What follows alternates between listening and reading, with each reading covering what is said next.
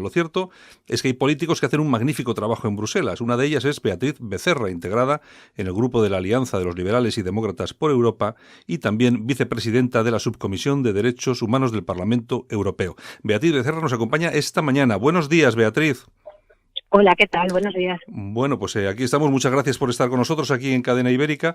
Bueno, comentaba que estabas en el grupo ALDE, creo que como independiente, ¿verdad? Sí, así es, como Sí, independiente. sí, porque antes creo que estabas en UPyD y aquello se fue al traste. Es decir, que tú te Sí, yo, quedaste como independiente.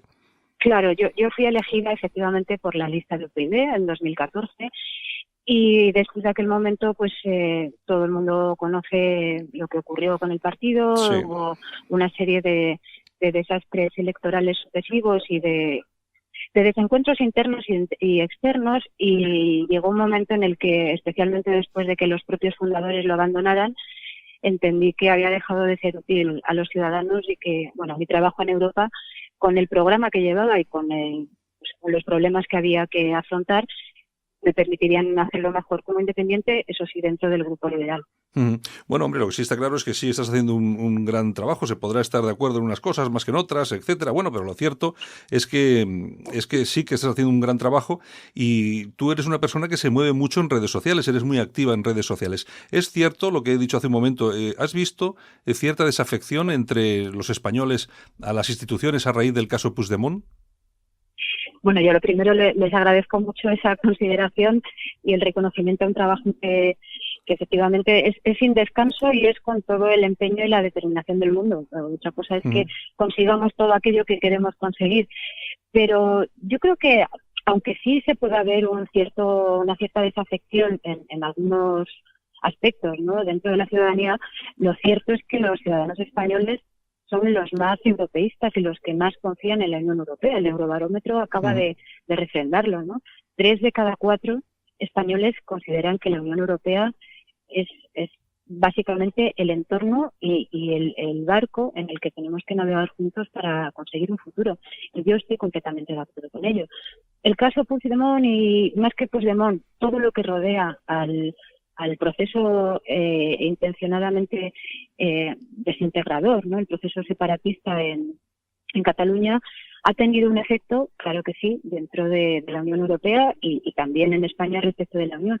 Pero yo creo que la posición que han adoptado tanto las instituciones como los principales gobiernos es muy clara. Europa es un marco legal y de valores.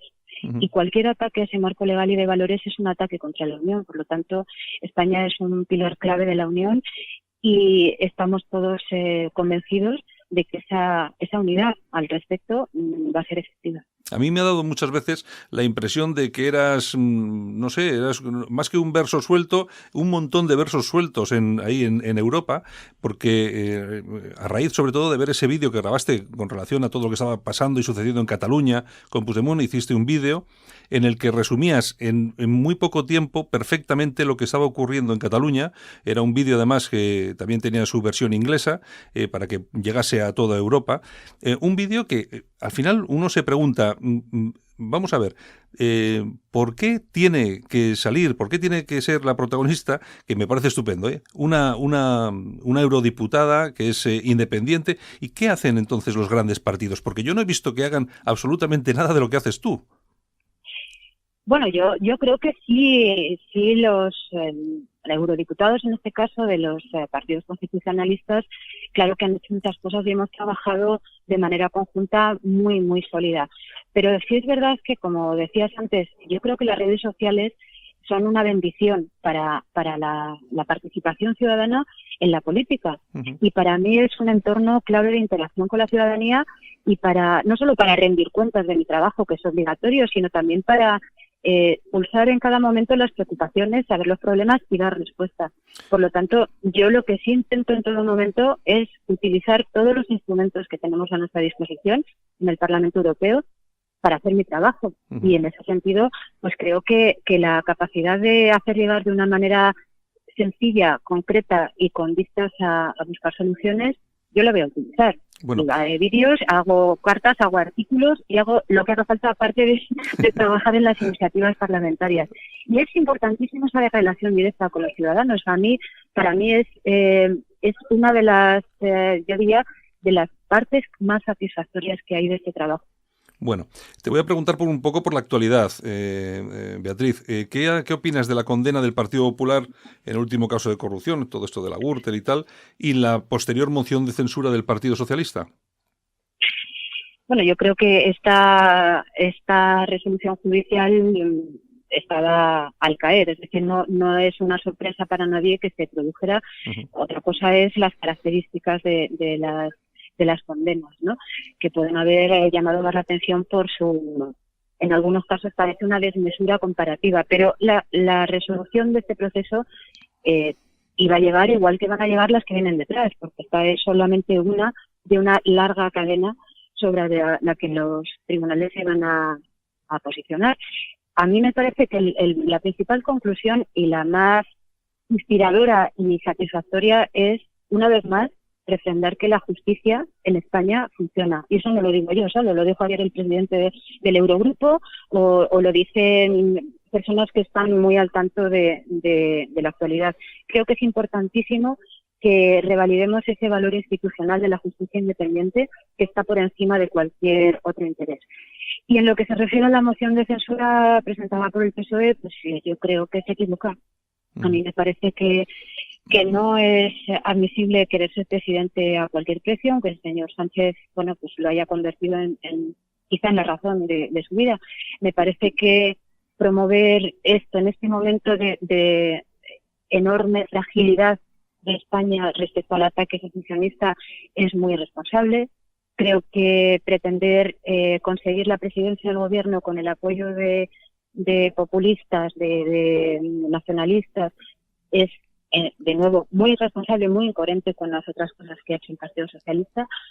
Y sí me parece que efectivamente, teniendo en cuenta un manejo adecuado de los plazos para no dejar desatendido, como digo, el ámbito del ataque en Cataluña, creo que lo idóneo en esta situación tan grave que vivimos es convocar unas nuevas elecciones. Lo que pasa es que, claro, presentar una moción de censura ya invalida la convocatoria de elecciones, porque ya establece otro trámite, ¿no? Efectivamente. Entonces, bueno, pues en esas estamos. Bueno, pues te quiero preguntar por dos cositas más. Por un lado, me gustaría que me explicases, a mí y a todos nuestros oyentes, ¿qué es la Alianza de Mujeres contra la Radicalización y el Extremismo? Pues esta alianza, que por su nombre en inglés es AWARE, de Alliance of Women Against Radicalization and Extremism, se dice AWARE, que es la palabra en inglés que significa darse cuenta, ¿no? Ser consciente. Y es un proyecto que comencé hace 2 años y en el que tengo el orgullo de contar con muchísimos apoyos. Es un punto de encuentro que lo que pretende es concitar todos los esfuerzos y compartir todos los proyectos de éxito que se están desarrollando en Europa para luchar contra la radicalización con una participación específicamente importante de las mujeres. Uh-huh. Y en ese sentido, desde que comenzamos con esto hemos avanzado mucho, sobre todo en un aspecto que para mí es esencial, el conseguir que la Unión Europea participe de una manera formal, estructurada, explícita, en que este compartir experiencias de éxito sea una realidad. Y lo digo porque lo que sabemos y lo que tenemos comprobado hasta ahora es que como instituciones, los ayuntamientos, muchos ayuntamientos en Europa, en España también tenemos casos ejemplares como es el de Málaga, son el eje principal de la eficacia en la lucha contra la radicalización. Uh-huh. Y la capacidad de participar de las mujeres, tanto como familiares directos, los últimos lazos que una persona radicalizada mantiene con la sociedad a la que quiere abandonar, como también desde el punto de vista de sujetos de radicalización. Es decir, en los últimos tiempos, ante el acorralamiento, digamos, del yihadismo, la búsqueda y el reclutamiento de mujeres cada vez es mayor. Sí. Bueno, pues de lo que se trata es de poner en común qué cosas funcionan, cuáles son las guías para detectar los procesos tempranos de esa radicalización, de qué manera los las asociaciones de familiares, de compañeros del entorno escolar y universitario, cómo se funciona, sobre todo cuando las instituciones, los ayuntamientos, las fuerzas de seguridad, incluso los entornos sanitarios, pueden ayudar a trabajar de manera conjunta contra eso. Tenemos un grave problema en Europa con el yihadismo, con la radicalización. ¿El problema se genera aquí en Europa o viene de fuera?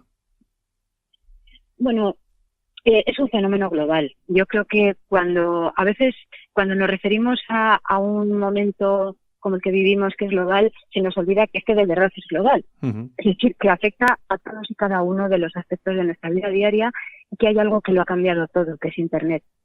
Entonces, el yihadismo como una manifestación de extremismo violento, pero que además se nutre de una, como diría yo, de una escenografía y de una estructuración como de videojuego, uh-huh. Lo que está funcionando es como una nueva manera de secta. Es decir, en sus formas de reclutar, de incentivar, ha utilizado todos los recursos que hacemos históricamente de las sectas, pero por otro lado enlaza con un objetivo político de obtención de poder, como es el islamismo, ¿no? Uh-huh. La pretensión de acumular poder económico y de gobierno para acabar en buena medida con su gran enemigo, que es la democracia, ¿no? La democracia de Occidente y los valores occidentales. En ese sentido, yo creo que el yihadismo como tal se ceba de manera expresa, en el caso de Europa, en la vulnerabilidad que existe, sobre todo en unas generaciones que están viviendo o viven una situación de falta de expectativas, de falta de futuro, y ahí encuentran el caldo de cultivo no solo en las segundas y terceras generaciones de inmigrantes que incluso han nacido ya en países europeos, sí, sino incluso de europeos sin ningún tipo de antecedente que ven aquí una manera de dar un sentido a su vida. Y con toda esa, como digo, esa escenografía, esa búsqueda de dar sentido, de que se consideren héroes, pues consigue captar a personas, sobre todo a jóvenes, que al final buscan eso, su lugar en el mundo. Por tanto, Internet, juventud, falta de expectativas o pérdida de valores es algo que es global, y en Europa tenemos que ser muy conscientes de ello. Internet, que ha sido hasta ahora pues un poco, vamos a ver, el paraíso de la libertad, ¿no? Del discurso libre, del free speech, pero que últimamente también se está poniendo un poco en peligro, quizá también a raíz de estas cosas que estás comentando. Los grandes medios de Internet están también cortando un poco las puertas a la libertad y están censurando algunas redes sociales. Bueno, yo creo que es una cuestión de responsabilidad y de trabajo conjunto. Yo soy una gran defensora en un entorno digital, y necesariamente las herramientas como son las redes sociales o cualquier tipo de vía de comunicación en Internet es una gran posibilidad de interacción, de comunicación, de democratización de todo, del conocimiento, de la experiencia, etcétera. Pero precisamente por eso tenemos que saber, como suelo decir, que los malos no descansen, y los malos siempre van a estar buscando la brecha por la que colarse, por la que malutilizar o por la que pervertir. Pero precisamente por eso los que estamos en el lado bueno, o por lo menos intentamos defender esos valores fundamentales que son los derechos humanos, las libertades, empezando por la de expresión, tenemos que ser igual de persistentes, igual de sistemáticos e igual de estructurados. Eso significa que no solamente son los legisladores quienes tienen que estar alerta, que por supuesto, sino también los grandes operadores son los que necesariamente son parte de ese gran acuerdo. Uh-huh. Yo creo que Internet es sobre todo, y debe ser sobre todo, progreso y democratización y participación. Eso no quita para que seamos conscientes en cada momento de que la seguridad, la privacidad y el enfrentamiento permanente a cualquier muestra de discurso de odio tiene que ser una prioridad. Y en ese balance entre la libertad y la seguridad es donde se mueven las democracias. Ujú. Beatriz, una de tus, no sé, de tus campañas máximas a favor de la libertad ha sido el apoyo a la oposición venezolana. Te has enfrentado, además, de forma bastante dura a Nicolás Maduro, e incluso yo he rescatado aquí una frase que, si te parece, la voy a leer, que me ha parecido, pues, no sé, definitiva, ¿no? En la que dices que la autodenominada izquierda europea no quiere que le recordemos su vinculación de connivencia con el chavismo. Vayan y denuncien la narcocorrupción del régimen venezolano, exijan el fin de la brutal represión política, reconozcan la grave crisis humanitaria o no se atrevan a volver a darnos una sola lección de democracia. Esto lo dijiste tú, Beatriz. Así es. Bueno, es que me se parece... Se lo dije en el Pleno y no es la primera ni igual es la última vez que se lo tengo que decir, porque es una realidad. Claro, es que hay un ejercicio de complicidad y de connivencia que es intolerable. A mí me parece una frase de tal claridad, nítida, que yo creo que muchos políticos tenían que apuntársela y repetirla, no porque tiene derechos de autor, pero por lo menos apuntársela. A mí no me importa, A mí no me importa que se repita hasta la extenuación, porque yo creo que a veces nos cansamos de repetir las cosas importantes porque nos parece que somos poco originales.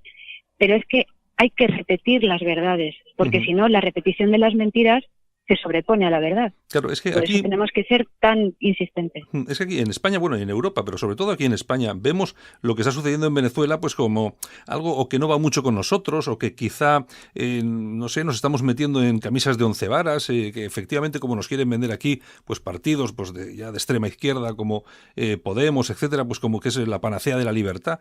Y no es verdad. Estamos viendo que las cosas son muy graves y al final pues tienen que salir políticos como tú y como otros, que también los hay, a denunciar todo ese tipo de cosas. ¿Qué estamos haciendo mal en España para no denunciar todo el sistema que está viviendo en Venezuela, la dictadura ahora mismo de Nicolás Maduro? ¿Qué es lo que estamos haciendo mal? ¿Qué es lo que deberíamos hacer? Yo creo que España ha tomado el rumbo correcto desde hace un tiempo. Quiero decir, también la situación en Venezuela, el agravamiento es trágico. Es decir, cada vez decimos cuánto más hace falta, pues hay un paso más, ¿no? Yo diría que el último paso que se ha dado, que es ya el definitivo antes del precipicio de abocar a Venezuela a un régimen de partido único, al modelo castrista, con un hundimiento completo del país en la miseria, y el abocar al éxodo con una crisis humanitaria reconocida por todas las instancias internacionales, porque un tirano con una cohorte de cómplices propios como son de una narcodictadura, pues es la única manera que tienen, intentar perpetuarse para quedar impunes. Yo creo que en España ha habido mucha tolerancia durante muchos años a este tipo de regímenes populistas, sean los bolivarianos o sean los de otro orden, ¿no? Sí. En otros países. Pero ha habido mucha tolerancia por ese doble discurso del llamado socialismo del siglo XXI. Hemos seguido asistiendo durante estos años, y incluso el domingo pasado, a la complicidad expresa de un expresidente del gobierno de España. Cierto. Es decir, ese tipo de blanqueamiento de una situación que sería completamente denunciada por ellos mismos en otro país, en el caso de Venezuela se ha llevado hasta unos límites, como digo, intolerables. Entonces estamos hablando de casi 30 millones de personas, estamos hablando de un éxodo de millones de venezolanos en todos los países de la región. Hay una gravísima situación en lo que a la seguridad de la región latinoamericana se refiere. Y aparte de todo esto, lo que estamos asistiendo es a la destrucción sistemática, y además siguiendo pasos ya conocidos, de otros modelos que se han instaurado, como es el caso de Cuba. Efectivamente. Lo que pasa es que ya no estamos en la misma época, y ya ese tipo de impunidad o de discursos cruzados para encubrir según qué cosas ya no es sostenible. Entonces, bueno, lo que hay que insistir, y yo es lo que insisto, es en los hechos probados. Es decir, Maduro, aparte de que ya desde el principio lo que pretendió es agravar lo que ya había iniciado Chávez, lo que ha hecho es sustituir un Estado por otro. Es decir, él ha vaciado de competencias y de contenido a los tribunales, ha vaciado a la Asamblea Nacional legítimamente elegida en 2015, ha creado un órgano ilegítimo que es la Constituyente, ha convocado varias elecciones que son una completa farsa, tiene cientos de presos políticos, torturados, tiene, por supuesto, la libertad de expresión completamente eliminada, y todo lo que está haciendo ya ha concluido en ese juramentarse ayer un presidente ilegítimo elegido en una farsa ante un órgano ilegítimo como es la Constituyente, además 8 meses antes de lo que marca la Constitución. Esos son hechos, y ante los hechos ya las caretas de esa izquierda que no tiene ningún tipo de argumento que decir, más allá de repetir como loros que es una injerencia, sí, cuando los datos de mortalidad, de miseria, de hundimiento completo de la economía y de las instituciones es palmario. No se puede sostener ya de ninguna manera. La comunidad internacional, además, es unánime al respecto. Bueno, pues aquí en España seguimos soportando algún discurso en el sentido contrario. Bueno, oye, no te queremos molestar más, pero sí te tengo que hacer una pregunta casi porque me obligan a hacértela. Me gustaría que me hablases un poco de tu futuro político. Bueno, pues el futuro en lo que se refiere al Parlamento Europeo pasa por las elecciones que están ya convocadas para el año que viene, para mayo de 2019, y a mí me gustaría muchísimo poder seguir desarrollando mi trabajo, sobre todo porque las áreas en las que yo me he especializado y en las que tengo abiertos muchas vías de trabajo, como es derechos humanos, como es igualdad, peticiones, desarrollo, son de largo recorrido. Es decir, yo no vengo a hacer mi campaña personal en un tema concreto, yo trabajo con la vista larga, ¿no? Lo que pasa es que, claro, obviamente para poder volver, es decir, para ser reelegida, de acuerdo al sistema electoral, tienes que ir en la lista de un partido nacional, ¿no? Exacto, porque, exacto. Desgraciadamente, las listas transnacionales europeas que hemos promovido muchos para estas elecciones europeas no hemos conseguido sacarlas adelante. Yeah. Entonces, bueno, mi futuro pasa por ahí. Yo de momento lo que tengo en este año que está por delante es muchísimo trabajo que hacer. Espero seguir respondiendo a las expectativas de los ciudadanos europeos, especialmente de los españoles. Y como digo, me gustaría mucho poder seguir contribuyendo a ese bien común. Bueno, pues yo creo que ya nos has dicho bastante, algo es algo, ¿eh? Oye, Beatriz, pues no te molestamos más hoy. Muchas gracias por estar con nosotros aquí en Cadena Ibérica. Un abrazo muy fuerte y sigue con ese buen trabajo. Un placer, de verdad, y muchísimas gracias. Hasta luego. Hasta luego.